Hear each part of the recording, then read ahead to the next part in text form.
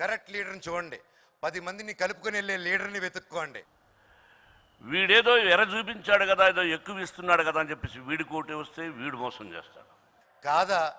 ఇతను అందరిని విడదీసుకుంటూ వెళ్తున్నాడా, కలుపుకుంటూ వస్తున్నాడా, ఫ్రాడ్ పనులు చేస్తున్నాడా, ఏదైనా దారుణమైన పనులు చేస్తున్నారా? మీ లోకల్లో మీ అందరికీ తెలుస్తుంది. మీరు అనలైజ్ చేయండి. కరెక్ట్ లీడర్ని చూడండి. 10 మందిని కలుపుకొని వెళ్ళే లీడర్ని వెతుక్కోండి.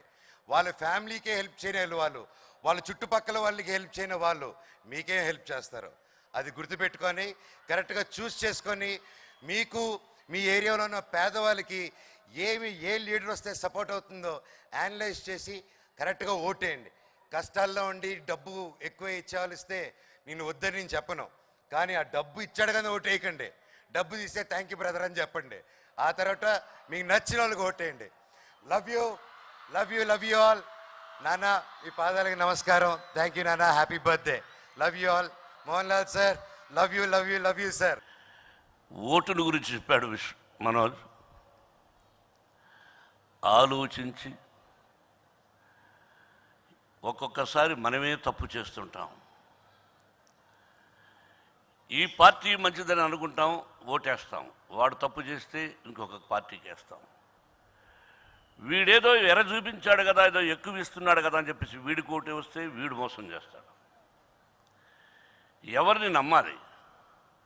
జడ్జి చేయలేము.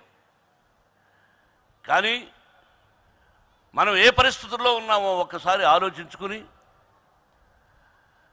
భారతదేశం బాగుండాలంటే ఈ రీజనల్ పార్టీస్ గురించి నేను మాట్లాడదలుచుకోలేదు. This is not the stage to speak politics.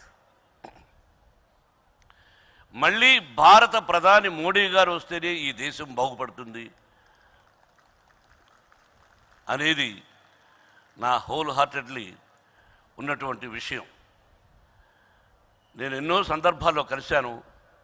ఆయన ఆలోచనలు, ఆయన విధానం, ఇటువంటి వ్యక్తి కదా మన భారతదేశానికి కావాలి, మోడీ గారు లాంటి వ్యక్తి అనిపించింది. కాబట్టి మీ ఓటును ఆలోచించి వేయండి. డబ్బు నేను ఎన్నో సందర్భాల్లో చెప్పాను, ఇద్దరూ డబ్బులు ఇస్తారు, ఆ డబ్బులు మనవే, లంచాలు తీసుకున్న డబ్బులే. ఆ డబ్బులు తీసుకోండి, ఓటు మాత్రం మనసుకు నచ్చిన వాళ్ళకు వేసి మన భారతదేశ భవిష్యత్తు ముందుకు వెళ్ళేదానికి ఈ యువత సహకరించండి. Once again best of luck, best of luck, best of luck.